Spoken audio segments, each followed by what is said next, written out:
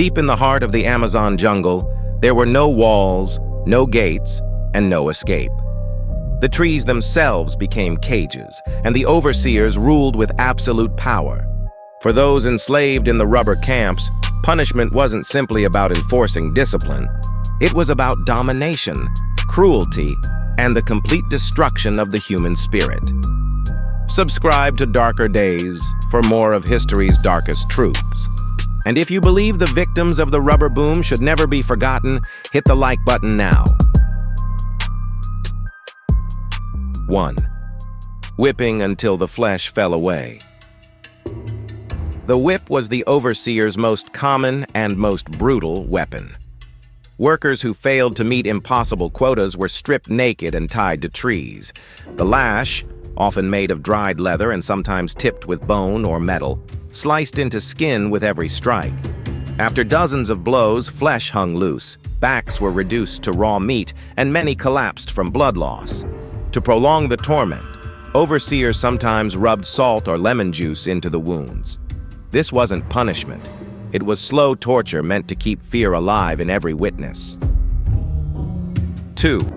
Amputation punishments. For those who fell behind in their quotas, overseers wielded machetes as tools of terror. Fingers, hands, or entire feet were chopped off in front of other workers. Some victims bled to death on the spot. Others, crippled and unable to continue working, were executed shortly after. Amputation wasn't about efficiency. It was about spreading dread, ensuring that every man and woman knew failure meant mutilation. 3. The Chakot rope whip. If the leather whip was feared, the Chakot inspired pure horror. This thick braided rope tore skin in jagged strips and gouged muscle. A single lash could open deep wounds. Victims often fainted after just a few blows, but overseers continued until they collapsed unconscious or dead. Corpses were sometimes left hanging in public view with the rope whip beside them as a living warning to the rest. The very word Chikot became a curse whispered among the enslaved, a symbol of cruelty that spread far beyond the camps themselves. 4. The stocks of the jungle. In the dense heat of the Amazon, overseers locked captives into heavy wooden stocks. Their wrists and ankles clamped so tightly, circulation stopped. They were left for hours or days under the blistering sun, while mosquitoes, ants, and flies devoured exposed flesh. Victims dehydrated quickly, collapsing into fever and delirium. The stocks weren't simply restraint. They were public humiliation, designed to make every passerby remember that disobedience meant becoming a spectacle of pain. 5. Family executions. When punishments weren't enough to break resistance, overseers turned to families. Men were forced to watch wives beaten or violated. Children were whipped until unconscious. Some families were executed together, their bodies displayed as examples. The lesson was clear. Defiance meant not only your death, but the destruction of everyone you loved. The cruelty spread terror far beyond the camps themselves, silencing entire communities. 6. Crucifixion posts. Borrowing imagery from ancient cruelty, overseers sometimes tied or nailed captives to wooden posts in the shape of a cross. The weight of the body pulled joints apart as victims struggled to breathe. Under the scorching sun, dehydration set in quickly. Birds pecked at wounds and insects infested the exposed flesh. Some lasted days before dying, their bodies left to rot in full view of others. Crucifixion wasn't just punishment, it was theater meant to break spirits long before death came. 7. Branding with fire. Those who tried to escape were often branded like cattle. Heated irons were pressed into faces, backs, or chests, leaving permanent scars. Some branding was done with letters or symbols, marking victims as property. Others were branded multiple times, each searing contact filling the air with the stench of burning flesh. Survivors carried these marks for life, walking reminders of the overseer's total control. 8. Rope suspensions. Some punishments used the weight of the victim's own body as a weapon. Prisoners were tied by the wrists and hoisted into the air, left dangling for hours. Shoulders dislocated, arms swelled, and circulation cut off until hands turned black. Guards sometimes beat the hanging captives, laughing as they swung helplessly. For many, survival meant permanent injury, their broken limbs a daily reminder of pain long after the ropes were cut. 9. Hanging from trees. The most visible punishment of all was hanging. Victims were strung up by their necks in the jungle canopy, left to choke and thrash as others watched. Sometimes they were hung by wrists or ankles instead, their swollen bodies a grotesque warning to the entire camp.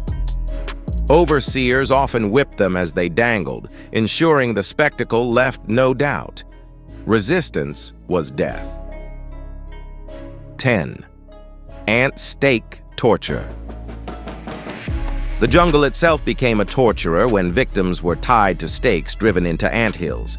Within minutes, fire ants swarmed the restrained body, biting relentlessly. The burning, stinging pain was unbearable, and many victims fainted or went into shock. Some died outright. Others were left scarred for life, living symbols of what it meant to defy the rubber lords. 11. Child punishments. No one was spared, not even children. If a parent failed to meet rubber quotas, overseers often punished the young instead. Boys were whipped until unconscious. Girls were mutilated or assaulted. In some cases, infants were killed in front of their mothers as a warning.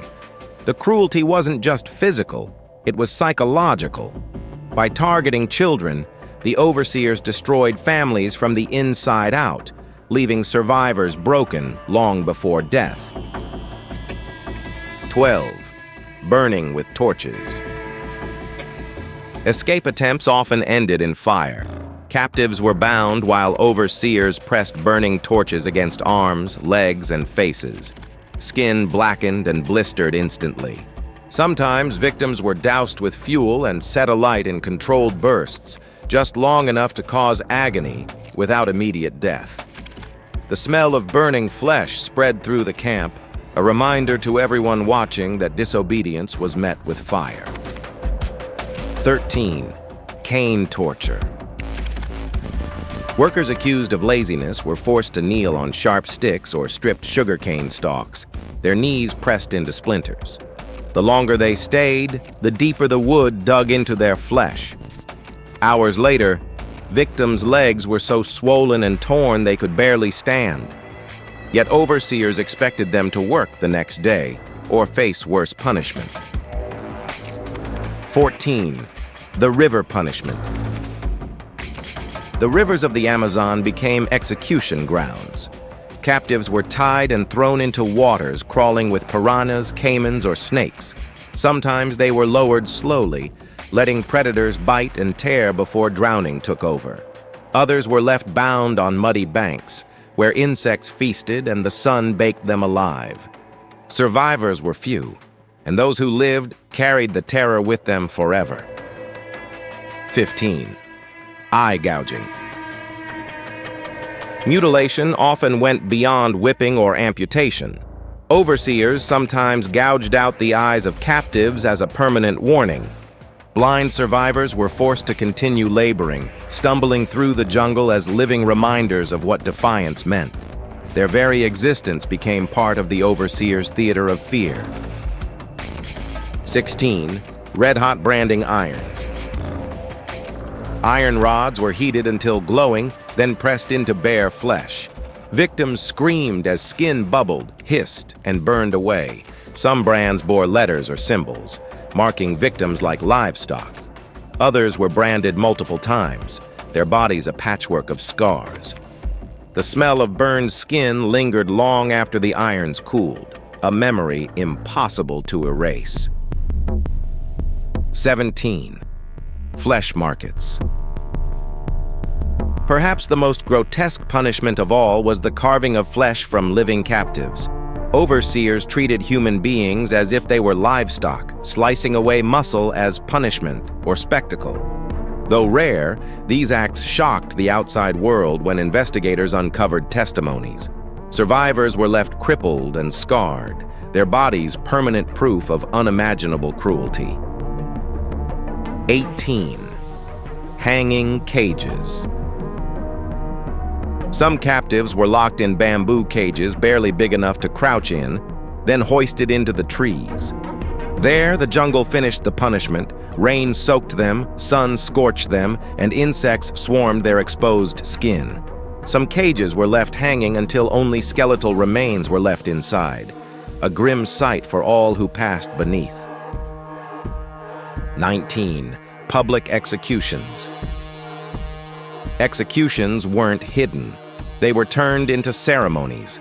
Victims were tied to posts, whipped, and then shot, or hacked apart with machetes while others were forced to watch.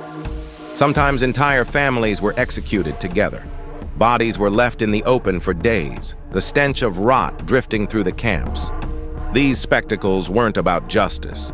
They were about fear, spreading silence through entire communities. 20. The game of death. Overseers sometimes made punishment into entertainment. Captives were forced to run barefoot through the jungle, while guards on horseback hunted them down like animals. Those caught alive were mutilated or executed in front of laughing crowds. Some overseers even bet on how long a victim could last before collapsing. To them, torture was sport. If you made it this far, you've witnessed one of history's forgotten atrocities. Subscribe to Darker Days for more stories they never wanted you to hear. If you believe the victims of the rubber boom should never be forgotten, hit the like button. Which do you think is more terrifying? Being worked to death under impossible quotas, or the punishments waiting when you failed? Let us know in the comments.